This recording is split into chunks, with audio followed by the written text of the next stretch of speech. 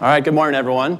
And I have the fortunate position of drawing last slot before lunch for the second year in a row. So, I'm not sure if I'm giving off nice Christmas cards to staff around Marquette, but, at least I get to talk about something super optimistic. I get to pick my portfolio poison, recession or inflation. So, kind of the double whammy of somewhat of a dark topic as well as being the last slot. But what we're going to try to do here is have a little bit of fun with this. And the nice thing about this topic and the positioning is it gives us an opportunity to reinforce some of the notions, talk about some of the risks that we've already heard about this morning, and really remind you of some of the pillars of our philosophy when it comes to consulting with all of you who are almost all long-term investors.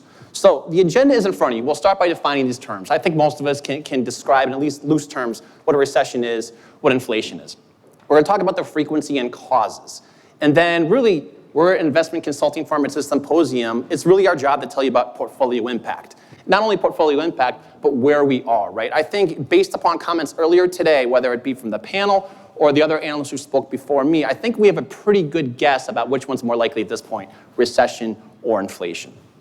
Then we'll move on to portfolio guidance. And portfolio guidance really takes two forms. Number one, maybe some things to do, some asset classes which offer some protection during times of a recession. But I would also argue that as an investment consulting firm, we actually add more value to all of you by keeping you out of bad ideas, from chasing returns, from overreacting. Again, these are themes you've heard throughout the talks this morning, and it's a nice opportunity to crystallize that. And then maybe more importantly for all of you, we're going to wrap up with lunch in 15 minutes from now. So let's define each one of these terms. GDP. Nicole mentioned it earlier in relation to Germany. A technical recession, 2 consecutive quarters of GDP contraction. Said another way, 2 consecutive quarters of negative growth. Inflation's a little bit different. Inflation's difficult to pinpoint as what's high inflation, what's not. It's measured by the consumer price index. For purposes of this talk, we're talking about rampant inflation. Inflation more than 10%.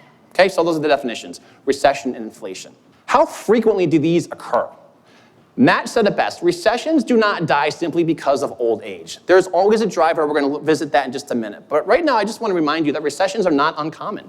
If we look at data going back to 1948, if you want to count those kind of tan vertical bars in the graph, there's 11 instances of that. Doing the quick math on that, that's about 1 recession every 7 years. We're more than 10 years into an expansion. But recessions don't happen just because you're due, right? Echoing Matt's comments. There's always a reason. Everyone here can probably articulate why we had a recession in 2008, 2009, right? Credit crisis, housing market fell apart. We're all pretty well versed on that one. One before that, too, is still probably pretty fresh, right? Dot-com bubble. September 11th terrorist attacks, we land in a recession. The 2 prior to that, I would call an energy crisis, an oil crisis, right? You had the Gulf War and you had the Iran energy conflict. How about inflation? Now, inflation is less frequent. And again, we're defining inflation as rampant, 10% or more. The instances of that are circled on this graph, 4 of them.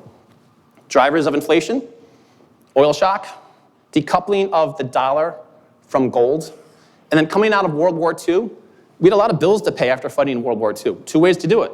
Raise taxes, increase the money supply.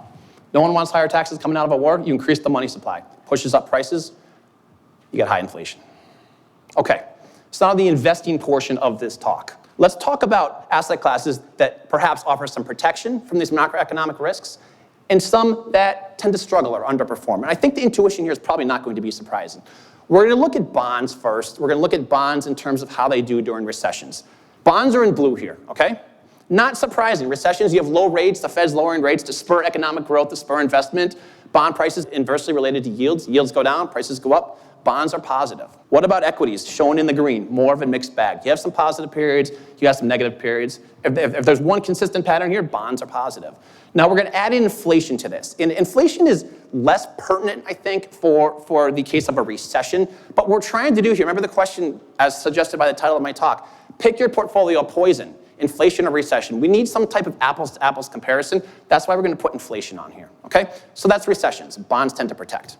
Now, inflation is a little bit more difficult because we've only had 4 periods, and if you have to kind of eliminate that 1947 period. There's not a lot of data series going back that far for capital markets. So we're limiting this conversation to just stocks and bonds. And again, we're going to go through the same exercise. Bonds in the blue here, positive, which is good news. Equities, mixed bag, negative in the mid-70s, positive in the late 70s to early 80s. But now, here's really the whammy. Inflation. Purple. We talk about real returns during periods of high inflation, right? Nominal minus inflation gets you to the real rate of return. So in the mid-70s, I don't care if you're in bonds or stocks, you lost money on a real basis. You had less money in your pocket, less purchasing power.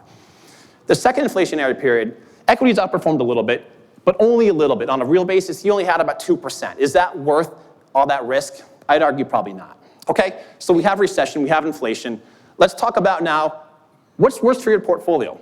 We're gonna assume a simple 60-40 portfolio. Stocks, bonds, dark blue bars right there. Again, here we go with inflation, purple, real return, right? Nominal minus rate of inflation, that's your light blue. Now, there's a lot of kind of different magnitudes, positive, negative here. Really difficult to make that comparison accurately, so we're going to do it for you. The dotted orange line, average real return for recessionary periods, inflationary periods. The conclusion here is that recessions are less damaging. Not positive, not more profitable, less damaging. So if we had to pick between the two, and I'm not saying I want either one of them, I don't think anyone does, but I think we can agree that recessions tend to be less damaging. They tend to be more frequent over time as well. Where are we today? And again, I think this is the part that I mentioned earlier. You can probably guess the outcome of this. The New York Fed has a tool, and again, this is something that I believe it was Nicole who alluded to, suggesting that a recession is coming at some point. And this is a tool which compares the yield on the 3-month Treasury, the 10-year Treasury. And by looking at that spread and some other modeling techniques, it's able to assess a probability of coming recessions. It's not perfect, but if you look at the 2 most recent recessions, again, shown by that tan bar, you see big spikes in the blue line there. You see a similar spike here as of September. Okay, what about inflation? I should have made this joke at the, we'll call it point, because it's really not that funny, about we could spend an hour trying to assess the likelihood of inflationary periods or a recession coming, but we tried to boil this down to one chart per macroeconomic risk. And what we have here is trying to discern the probability of high inflation. There's a market implied rate of inflation shown by the green line. Then actual inflation is shown in the orange. Okay? When that green line, the implied line, is lower than the actual, the expectation of inflation is going to fall. Okay? So we're going to wrap up this session, or at least wrap up this section, saying that a recession is more likely. Okay? Now, what does this mean for investors and clients? What does it mean for us as a consulting firm and sharing advice with you? Well, there are a couple questions we have to answer first. Number one, can we predict when the recession will start and end? The one thing I did not say 2 charts ago with that New York Fed tool is, yes, the probability is elevated, but there's no indication of when that recession is actually going to start. It just suggests that a recession is more likely sometime in the future. Not particularly insightful on a timing sense. Regardless, we want to talk about asset allocation changes. We've already kind of got at this, right? Bonds tend to be positive, equities are more mixed during recessions. The critical thing, looping back to that first question, we have to account for imperfect timing. Because if your timing is wrong and you think a recession is going to start next month and you get really safe in your portfolio, there's a good chance you're going to leave some profits on the table. And if we find ourselves in a recession and you stay too safe too long coming out of the recession, it's the same conclusion. We have some graphs to speak to that. And then the last bullet is honestly, I thought this was going to be the whole crux of my whole conversation. Nuanced changes at the asset class level. I was getting all this insight of you should be treasuries instead of credit. You should be short duration versus long duration. We'll circle back to a little bit, but the fact that it's only one slide in this whole presentation probably tells you all you need to know. Let's look at this chart though. And for anyone who receives our newsletters and the pieces we put together, this is something that's not new to you. We've tried to make this point pretty consistently. Just because there are elevated signs of a recession, yield curve inversion, Brexit, US-China, again, you've seen all these different macroeconomic risks. It doesn't mean that a recession starts tomorrow. There's a pretty healthy gap from first sign of yield curve inversion to actual onset of recession. In fact, it's 10 to 23 months. That's 1 to 2 years. That's a lot of variability. And then as investors, as institutional investors, and being responsible for portfolio performance, look at what the S&P 500 has done in those time periods. It's run anywhere from 8.5% to 41%. I think it's a difficult conversation to tell constituents, well, we thought a recession was coming, so we bailed on equities, and we more or less sat on the sideline for close to 2 years, and we missed 41%. So our target rate of return was 7.5%, and we got 4.5%. That's a difficult conversation. So that speaks to the reminder of being disciplined. These long-term strategic asset allocations are there for a reason. Again, we'll circle back to that. Okay, so this point we've already made, right? Bonds. Now bonds are in the green. We're showing equities, US equities in the purple, non-US equities in the blue. What can we conclude here? Bonds are positive. We already showed that. Equities are a mixed bag, right? Some periods are positive, some negative. Samantha and David speaking well to your conversation. Sometimes US is up, non-US is down, and vice versa. Okay, now getting back to the point of timing. Let's say you get too safe too early. There's bonds in the green, equities in the purple, in the light blue. 4 out of the 5 time periods, equities outperform in the 1 year prior to a recession. Let's make the same point coming out of recession. Bonds in the green, equities in the purple, in light blue. 4 out of 5 time periods, at least one segment of equities have outperformed bonds. I wanted to just mention this for just a minute because when I did set out on this talk, I thought I had this brilliant intuition of, well, we're going to identify all these trade-offs, we're going to have insight for all of our clients, and we talk about recessionary periods, even accounting for imperfect timing. I would think treasuries are going to outperform credit, offer more protection. I would think short duration is safer than long. I think large cap offers more protection than small cap. Let's be value, not growth. Let's be US versus non-US. And Brandon Von Felt, one of the analysts on our research team sitting right there in the middle, I don't want to embarrass him too much, bless his heart, spent 3 days at the Bloomberg terminal putting together probably 40 tabs worth of Excel spreadsheets to investigate all this data. And you start flipping through it, and this is not the first or last time I've come to this conclusion. I tell myself, I guess I wasn't that smart. This really didn't lead to anything particularly meaningful when you account for that imperfect timing. Listen, if I could tell you exactly when a recession was going to begin and end, I wouldn't be sitting here in front of you.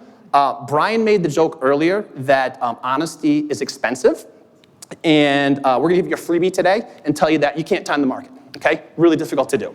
So because of all that, none of these trends really have supported any type of portfolio strategy. So where in the world does this leave us? I just spent 15 minutes droning on and on, and I said, well, you can't time the market. We know recessions are more frequent than high periods of inflation. Bonds protect during recessionary periods better than any type of equity strategy. But you can't account for perfect timing, right? We're never going to get it right consistently. Maybe I'll get it right once. That's all you should talk about. You won't hear the other 9 times when I got it badly wrong. You have long-term investment policy statements, long-term strategic asset allocations meant to hit return targets over longer time periods. That's true for almost everyone of you sitting in this room. Your consultant tries to remind you of that constantly, okay? So if nothing else, this really supports the notion that long-term investors have strategies and policies in place for a reason. Stick to them. Do not overreact to news, to risks, even a recession, because getting the timing wrong around those events can in the long term be dilutive to your portfolio. So I'm going to leave you with that. I'm going to thank you very much for spending some time with myself and the rest of the research team. In terms of next steps, we're going to have about a 10-minute break. The analyst who just spoke will be up here to answer any questions you have, and then we'll move into the lunch portion in about 10 to 15 minutes. Thank you.